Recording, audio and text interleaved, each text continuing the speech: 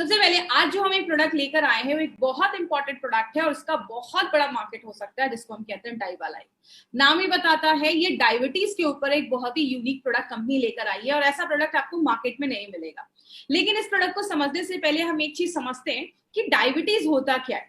एक नॉर्मल इंसान से अगर आप पूछेंगे कि what do you mean by diabetes, देखिए मेरी जो ट्रेनिंग होती है मैं बहुत सिंपल लैंग्वेज में लेती हूँ, क्योंकि बहुत सारे ऐसे डिस्ट्रीब्यूटर भी हमारे यहाँ जुड़ते हैं जिनको मेडिकल का एम भी नहीं पता है। तो सिंपल लैंग्वेज में अगर मैं समझाऊंगी तो सबको समझ में आएगा, तो बहुत बेसिक लैंग्वेज में समझाती हूँ। और मैं आपको एक चीज तो प्रॉमिस कर सकती हूँ, आज की जो ट्रेनिंग होगी आज तक की सबसे अच्छी ट्रेनिंग डाइवालाइफ की होने वाली, क्योंकि आज बहुत इंपॉर्टेंट पॉइंट्स भी हम आपके लिए लेकर आए हैं। एक आम इंसान से अगर आप पूछते हैं कि डायबिटीज से आप क्या समझते हैं, वो क्या बोलेंगे? High blood sugar.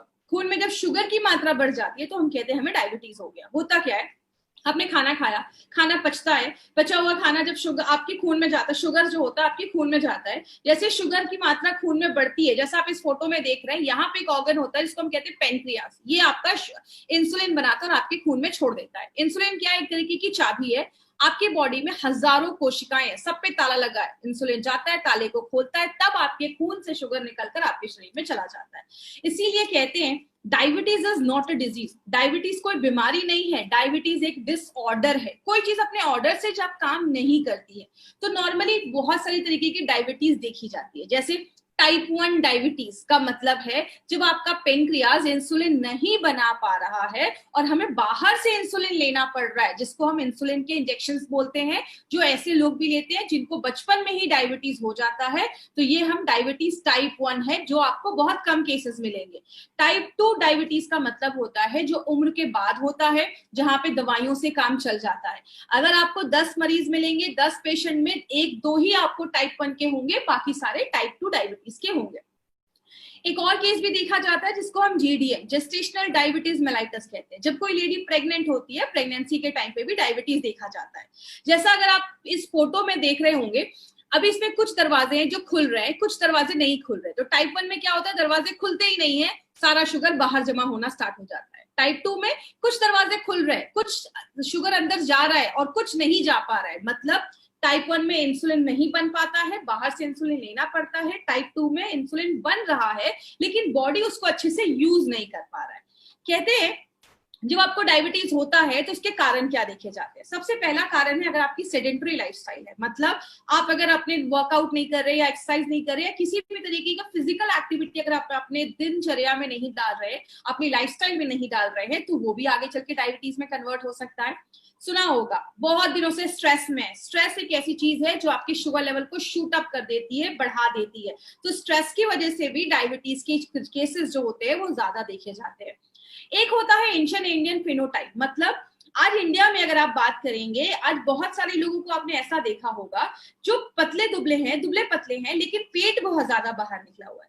आप अमेरिका वगैरह में देखेंगे कोई मोटा है तो ओवरऑल मोटा है। इंडिया में पेट बहुत ज्यादा बाहर निकलने की वजह से एब्डोमिनल जो आपकी ओबिसिटी है, जब वो ज्यादा बढ़ जाती है तो डायबिटीज के जो चांसेस हैं इस केस में ज्यादा देखे जाते हैं।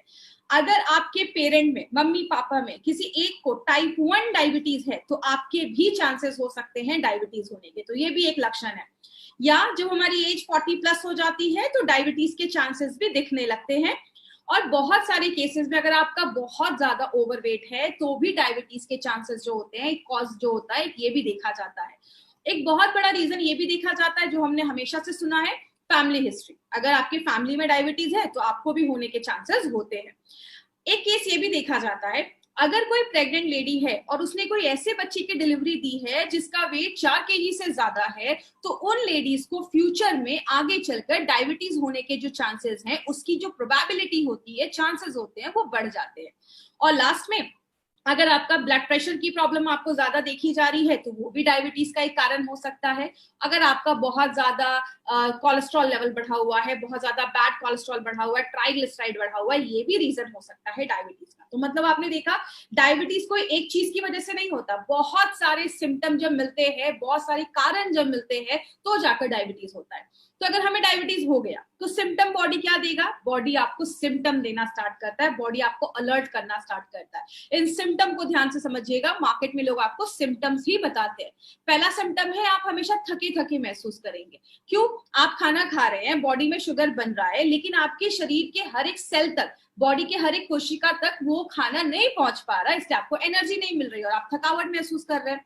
बहुत ज्यादा यूरिन आना भी एक लक्षण है। अगर आपको ज्यादा यूरिन आ रहा है तो समझ जाइए कि आपको डायबिटीज का भी एक सिम्टम देखा जाता है।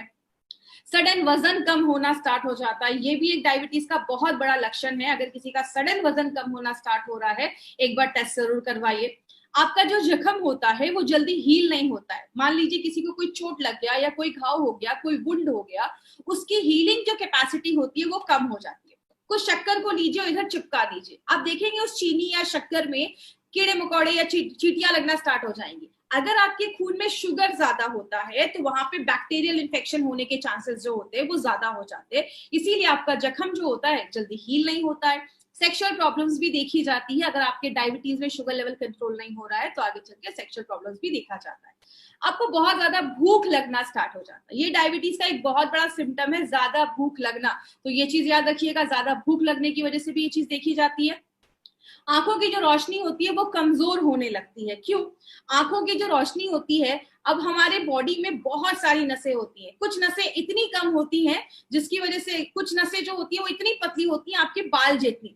अगर आपके खून बॉडी में हर जगह पे खून अच्छे से नहीं पहुंच पा रहा है, या अगर आपकी जो नसें हैं उनमें अगर ज्यादा शुगर जाने लगता है तो वो नसें जो होती हैं वो डैमेज होने लगती हैं। अगर आपका शुगर कंट्रोल नहीं हो पाता है, आपकी नसों में ज्यादा शुगर जा रहा है, तो वो नसें डैमेज होने लगती है और आगे चल के आंखों की रोशनी के जो चांसेस हैं वो कम होते दिखना स्टार्ट होते हैं। बहुत सारे लोगों के हाथ पैर की नसें नम हो जाती है। आपने बहुत सारे केसेस में देखा होगा कि हाथ पैर की नसें इतनी नम हो जाती हैं कि आगे चलकर बहुत सारे लोगों के हाथ पैर भी, मतलब जो लिम्ब एम्पुटेशन, पैर भी काटने की नौबत आ जाती है। और बहुत सारे लोगों को बहुत ज्यादा प्यास लगना स्टार्ट हो जाता है। और बहुत सारी लेडीज में वेजाइनल इन्फेक्शंस भी देखे जाते हैं, वेजाइना का इन्फेक्शन देखा जाता है। इसीलिए अगर बात करें, बहुत सारी लेडी में आगे चलकर यूरिन के रास्ते में इन्फेक्शन देखे जाते हैं, बहुत ज्यादा एंजाइटी होने लगता है, स्ट्रेस होने लगता है, ऐसी टेंशन वाली प्रॉब्लम भी देखी जाती है। तो डायबिटीज जो होता है वो बहुत सारे सिम्टम्स देना स्टार्ट कर देता है। कंसिक्वेंसेस की अगर हम बात करें कि डायबिटीज की वजह से क्या क्या बीमारियां होती हैं, सबसे पहला है हार्ट डिजीज। मतलब अगर आपका डायबिटीज कंट्रोल नहीं हो रहा है या शुगर कंट्रोल नहीं हो रहा है तो आगे चलकर हार्ट की बीमारियां होना स्टार्ट हो जाती है। इसका ब्लड प्रेशर पे प्रॉब्लम बढ़ना स्टार्ट हो जाता है, ब्लड प्रेशर भी होने लगता है। मतलब आपने शुरुआत की थी डायबिटीज की वजह से, आगे चलकर हार्ट डिजीज और ब्लड प्रेशर की प्रॉब्लम होना स्टार्ट हो जाती है। बहुत सारे लोगों को स्ट्रोक्स का भी प्रॉब्लम देखा जाता है। स्ट्रोक्स का मतलब क्या होता है, जैसे सिंपल सा याद रखिए, कभी लोगों को आपने सुना होगा अचानक जो होता है वो पैरालिटिक स्ट्रोक आ जाता है, ऐसी कुछ होती है, क्योंकि हमारे दिमाग की जो नसें हैं उनमें अगर शुगर ज्यादा हो जाने लगता है या दिमाग की जो नसें होती है वो डैमेज होने लगती है, वहां पे अच्छे से खून नहीं पहुंच पाता है, तो आगे चलकर स्ट्रोक्स की भी प्रॉब्लम देखी जाती है। दूसरा, नर्व डैमेज की अगर हम बात करें, नर्व डैमेज बहुत सारे लोगों का नसें जो होता है वो डैमेज होना स्टार्ट हो जाता है, नसें जो होता है वो डैमेज होना स्टार्ट हो जाता है।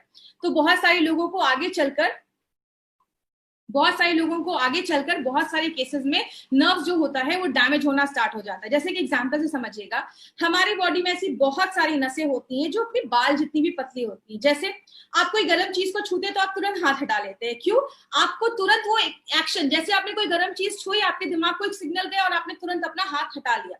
तो आपकी जो नसें होती हैं वो कितना ज्यादा सेंसिटिव होती हैं, तो जब आपकी जब नसें में ज्यादा शुगर जाने लगता है तो वो नसें जब डैमेज होने लगती हैं तो आगे चलकर नर्व डैमेज की प्रॉब्लम, जिसको हम न्यूरोपैथी भी कहते हैं, बहुत सारे केसेस में देखा जाता है। किडनी और ब्लैडर फेलियर भी देखा जाता है। आपने बहुत सारे ऐसे पेशेंट को देखा होगा डायबिटीज की वजह से आगे चलकर उनमें किडनी फेलियर के भी चांसेस देखे जाते हैं। बहुत सारे लोगों में गम डिजीजेस, मतलब दांत से रिलेटेड प्रॉब्लम भी देखी जाती है। क्यों?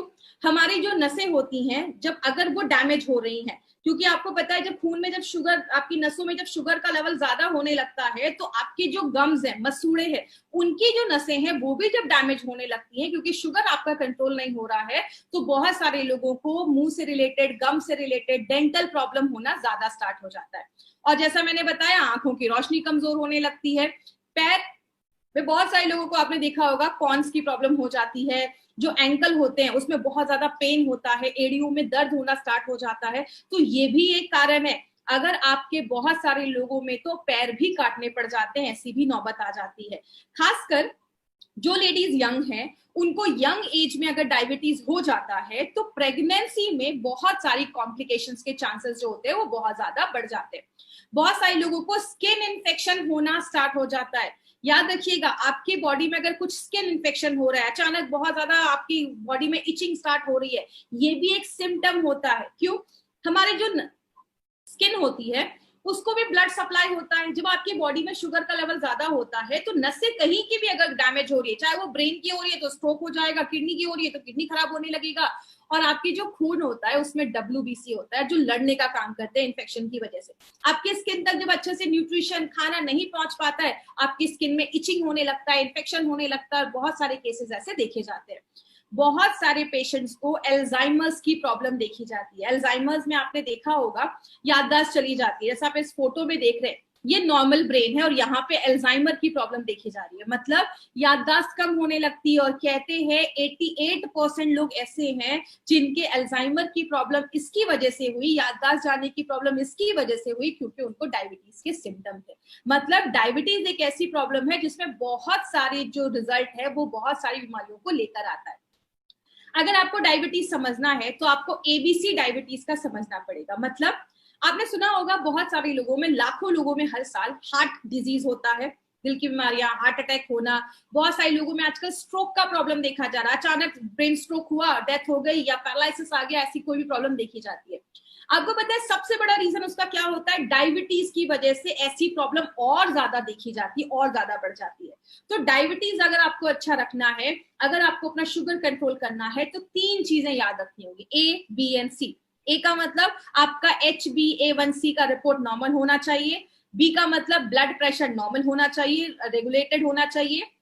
तीसरा, बॉडी का कोलेस्ट्रॉल लेवल भी कंट्रोल में होना चाहिए। तो अगर आपने ABC पे ध्यान दिया तो अपने डायबिटीज को ओवरऑल अच्छा रख सकते हैं।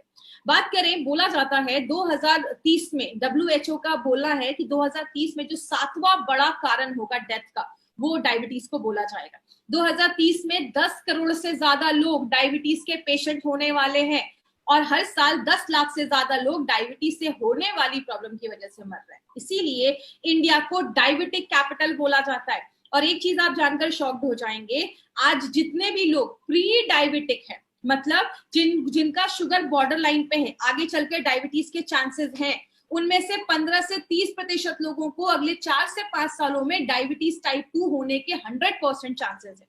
आपको पता है इंडिया में 35% ऐसे भी लोग हैं जिनको डायबिटीज है लेकिन उनको पता ही नहीं है, क्योंकि बहुत सारे टाइम पे आपका बॉडी आपको कुछ सिम्टम भी नहीं दिखाता है। तो हम क्या कर सकते हैं? हम कुछ टेस्ट करवा सकते हैं। इस टेस्ट को ध्यान से समझिएगा, क्योंकि एक चीज की तो मैं गारंटी ले सकती हूँ, 99.9% लोगों ने HbA1c का नाम MI लाइफस्टाइल में आने के बाद ही सुना है। तो ब्लड शुगर लेवल क्या होता है? एक होता है फास्टिंग, एक होता है PP। फास्टिंग का मतलब रात में 8 बजे खाना खाया, अगले दिन 10 बजे 8 बजे शुगर टेस्ट किया, जब मैं 10 से 12 घंटे भूखा था मेरे खून में शुगर का लेवल क्या था, ये हम सबको पता है। PP का मतलब होता है खाना खाने के 2 घंटे के बाद हमारा शुगर लेवल क्या था। PP और फास्टिंग बहुत सारे लोग जो इंसुलिन पे हैं वो तो रोज ही करते हैं, लेकिन ये HbA1c क्या है? स्क्रीन पे आप देख रहे हैं, ये है आपका हीमोग्लोबिन, और ये जो पीली पीली चीज इस पे चिपकी हुई है ये है शुगर। मतलब अगर कोई आपसे पूछे HbA1c का मतलब क्या है तो आप बताएंगे हीमोग्लोबिन पे चिपका हुआ शुगर, इसको कहते हैं HbA1c, मेडिकल भाषा में ग्लाइकेटेड हीमोग्लोबिन। अब एक चीज याद रखिएगा, जितना आपका HbA1c बढ़ता है उतनी प्रॉब्लम होती है, लेकिन आपको फास्टिंग एंड PP कुछ लोग रोज भी करते हैं, कुछ लोग हर महीने भी करते हैं।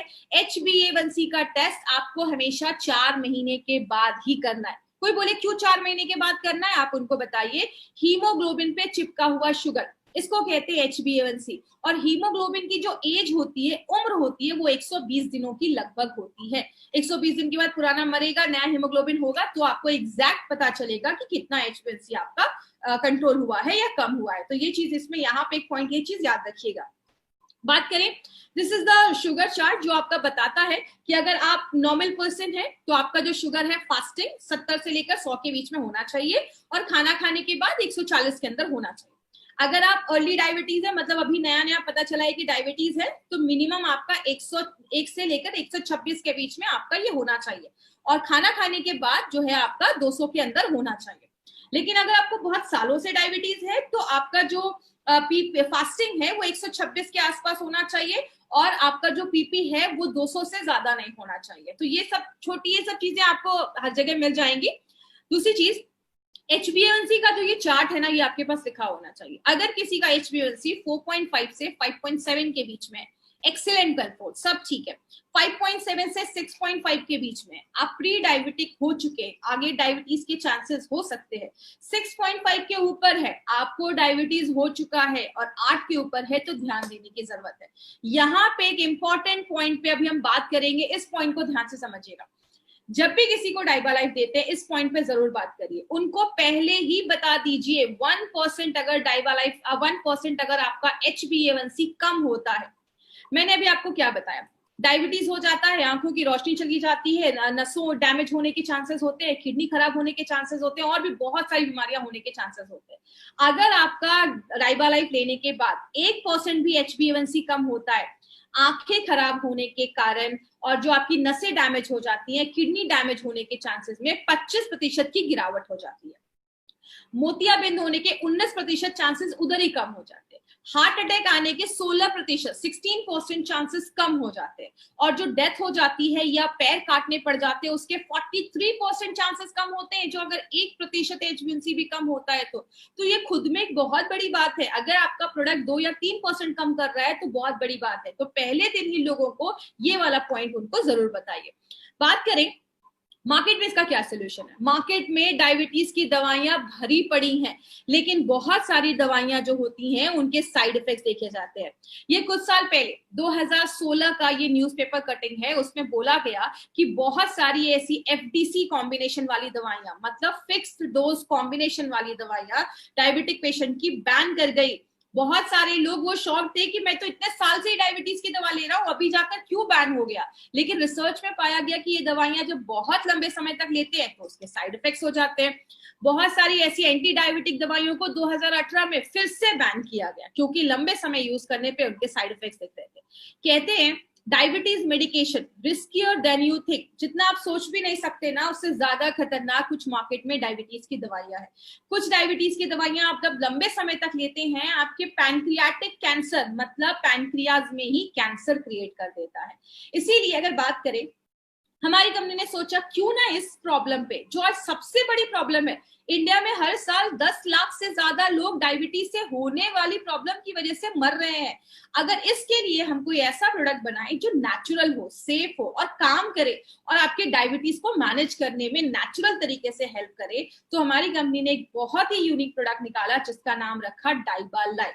डाइबालाइफ क्यों खास है, इसमें बहुत अच्छे अच्छे इंग्रेडिएंट्स डाले गए। आपको मैं बता दूं, जो ये हमारा ये नया अपडेटेड डाइबालाइफ जो है, इसमें बहुत सारी नई चीजें डाली गई हैं, और ये जो डाइबालाइफ है वो पुराने डाइबालाइफ से और भी एडवांस करके लेकर आया गया है। बात करें डाइबालाइफ एक्चुअल में क्या है, ये एक रिसर्च बेस्ड फॉर्मूला पे बेस्ड है, जिसमें एक सबसे इंपॉर्टेंट चीज जो आपको याद रखनी है वो है 100% स्टेबलाइज्ड एलिसिन इसमें डाला गया है। स्टेबलाइज्ड एलिसिन को समझने से पहले हम थोड़ा बेसिक समझते हैं। लहसुन, हमारे डब्बे पे भी इसकी फोटो है, हम सबको पता है इसमें लहसुन से कुछ चीज निकालकर डाली गई है।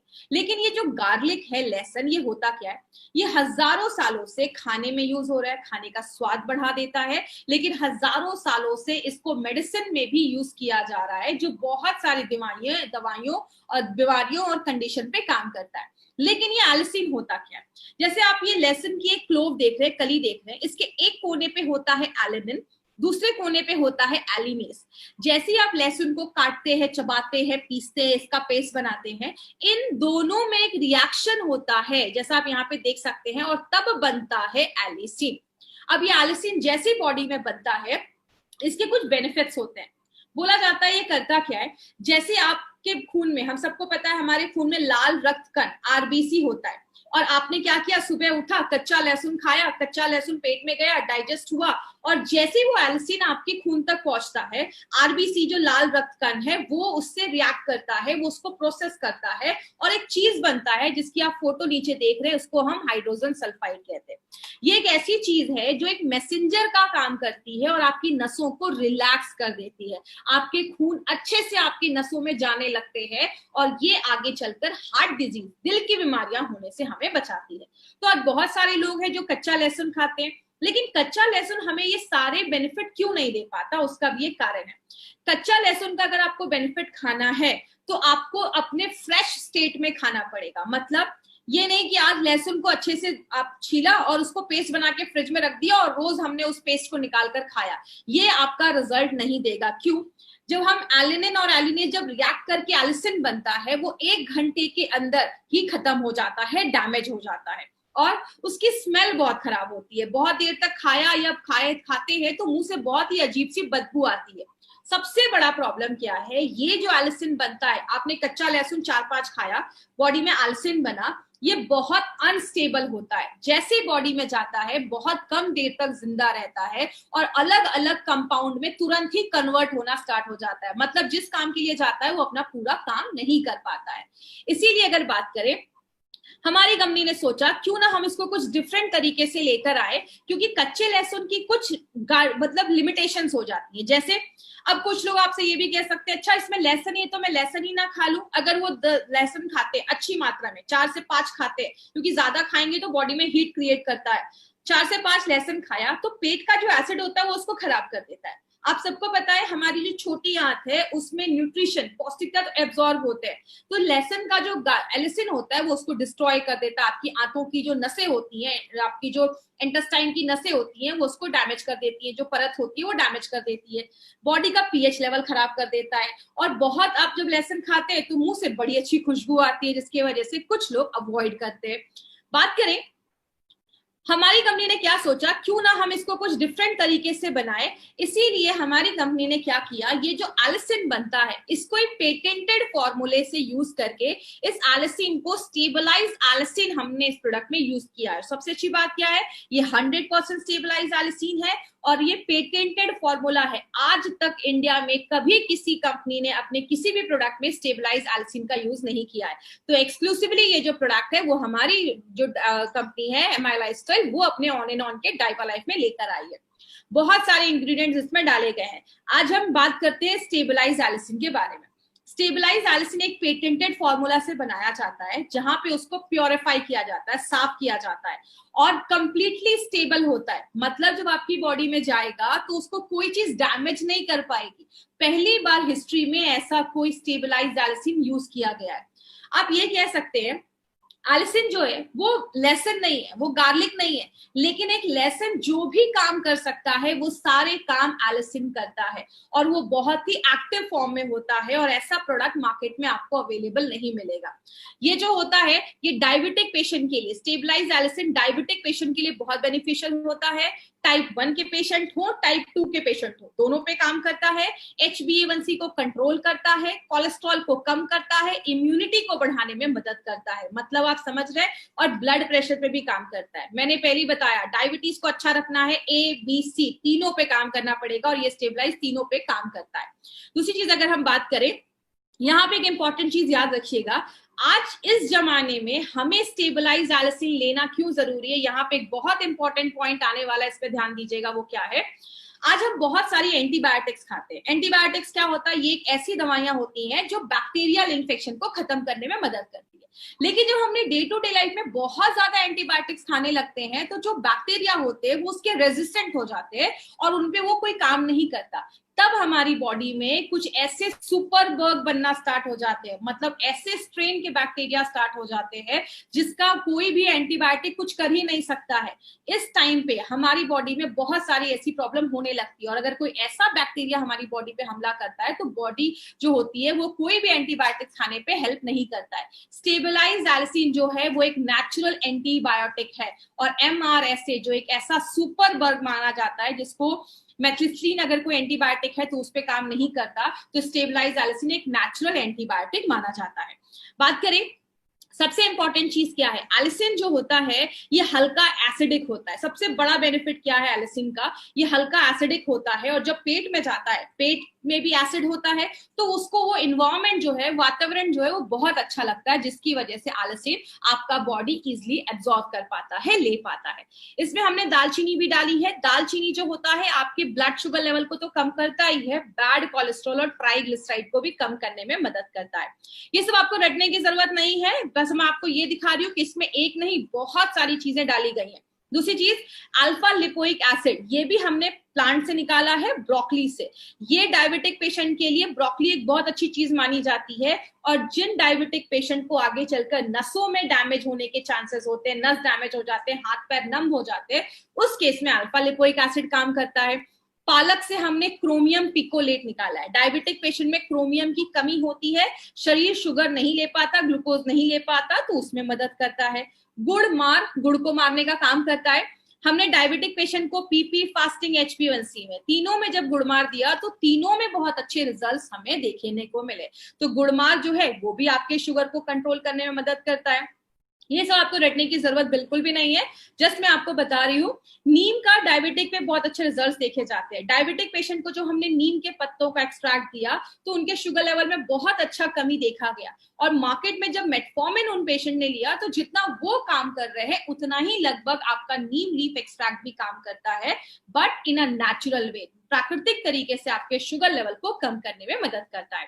रेटिनोपैथी की जो प्रॉब्लम होती है, आंखों की रोशनी जाने की जो प्रॉब्लम होती है, उसमें भी जो नीम है वो भी बहुत अच्छा रोल प्ले करता है। ऐसी केसेस में आपकी आंखों की रोशनी जाने की जो चांसेस होते हैं उससे भी हमें प्रिवेंट करने में मदद करता है।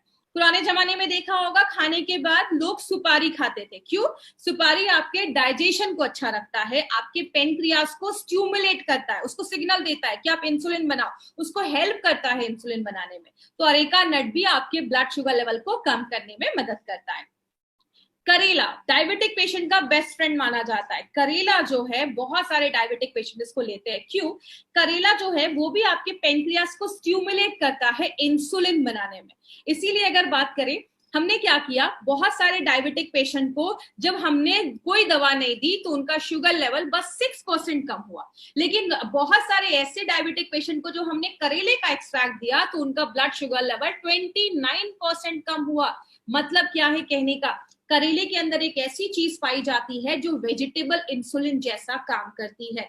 तो ये बहुत ही इंपॉर्टेंट एक नई डिस्कवरी है जो आज डायबिटिक के सेक्टर में बहुत बड़ा काम इस पे आगे चल के भी होने वाला है, और करेला एक बहुत इंपॉर्टेंट चीज है जो आपके ब्लड शुगर लेवल को कम करती है। मतलब हमने इसमें जो भी इंग्रेडिएंट्स डाले हैं ना, सारे नेचुरल इंग्रेडिएंट्स है। पहली बार सारे इंग्रेडिएंट का लैब स्टडीज भी किया गया है और इंसानों पे भी स्टडी किया गया है। मतलब हमने लैब में चूहों पे भी रिसर्च किए हैं और इंसानों पे भी रिसर्च किया गया है। तो क्या देखा गया है, जैसे ये आपके ब्लड शुगर लेवल को भी कम करता है, HbA1c को भी कम करता है, इम्यूनिटी को भी बढ़ाता है, डायबिटीज की वजह से जो कॉम्प्लिकेशंस होने वाली उसको भी कम करता है। मतलब ये प्रोडक्ट एक नहीं बहुत सारे तरीके से हमें मदद करता है, हेल्प करता है डायबिटीज में।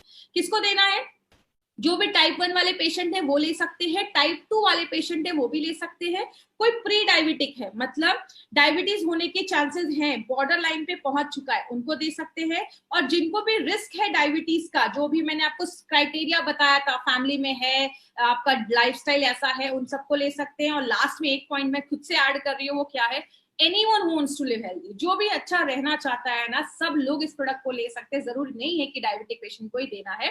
7 साल के ऊपर के हर एक 7 साल का ऊपर का कोई बच्चा है, डायबिटीज है, तो आप उसको भी दे सकते हैं।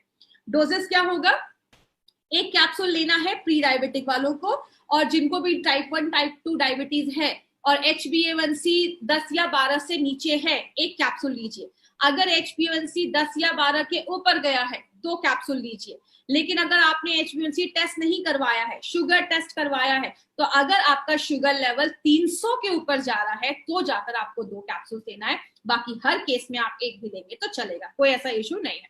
बात करें अब ये जो प्रोडक्ट है वो मार्केट के, जो बहुत सारे मार्केट में ऐसे भी प्रोडक्ट है, अगर कोई आपको बोलता है कि अरे ये तो लेसन का इसमें चीज है, तो ये मार्केट में भी तो और भी लेसन वाले प्रोडक्ट्स है, तो आप उनको बता सकते हैं। सबसे पहली बात, ये मार्केट के जो भी ऐसा प्रोडक्ट जिसमें गार्लिक डाला गया उन सब से बहुत ही डिफरेंट है। जैसा हम सबको पता है एल्सिन बहुत अनस्टेबल होता है, आपने अगर कच्चा लहसुन खाया, एल्सिन गया पेट में तो बहुत जल्दी जल्दी चेंज हो जाता है। तो बहुत सारे लोग क्या करते हैं, बहुत सारे मैन्युफैक्चरर क्या करते हैं, लहसुन की महक को हटाने के लिए, उसकी बदबू को हटाने के लिए उसको एजिंग करना स्टार्ट करते हैं, बहुत दिनों तक उसको रख देते हैं, जिसकी वजह से क्या होता है, उन प्रोडक्ट में एल्सिन की जो मात्रा होती है वो कम होने लगती है और वो इतना इफेक्टिव नहीं हो पाता है।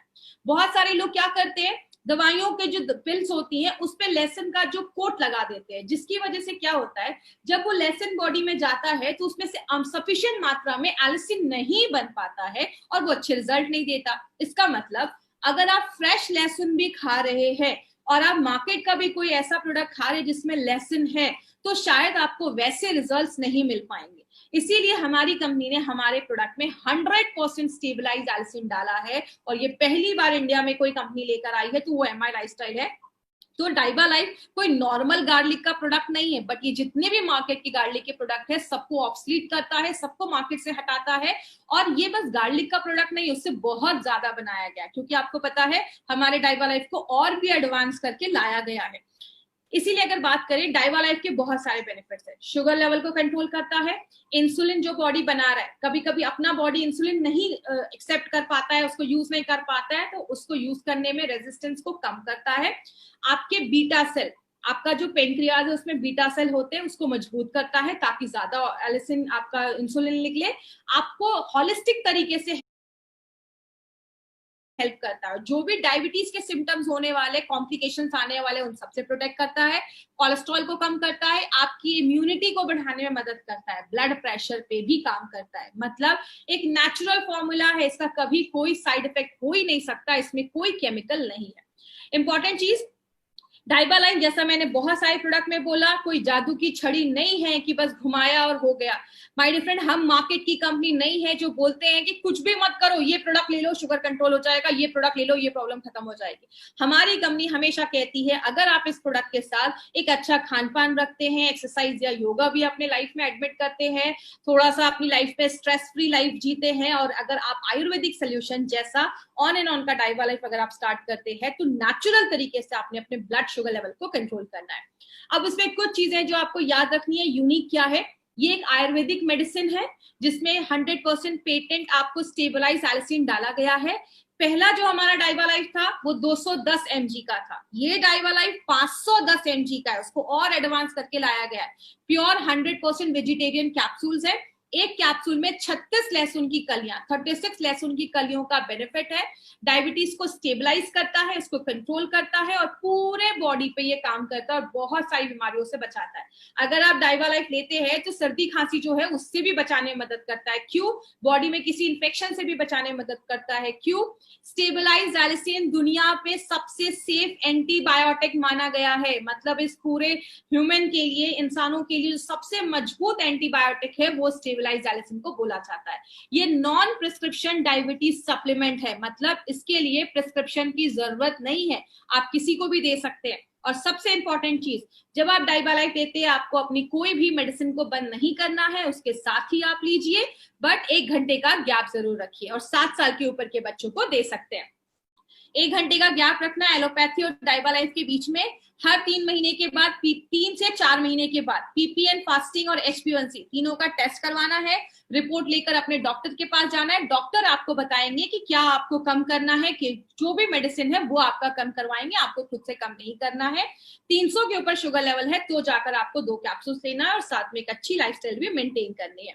तो ये हमारा डाइबा लाइफ था। अगर आपको डाइबा लाइफ इज फॉर एवरीवन, सब लोग ले सकते हैं। और डाइबा लाइफ से रिलेटेड कोई भी अगर आपको क्वेरी है, क्वेश्चन है, तो आप dibalife@gmail.com पे आप हमें मेल कर सकते हैं, जितनी जल्दी होगा आपको मैं रिप्लाई कर दूंगी।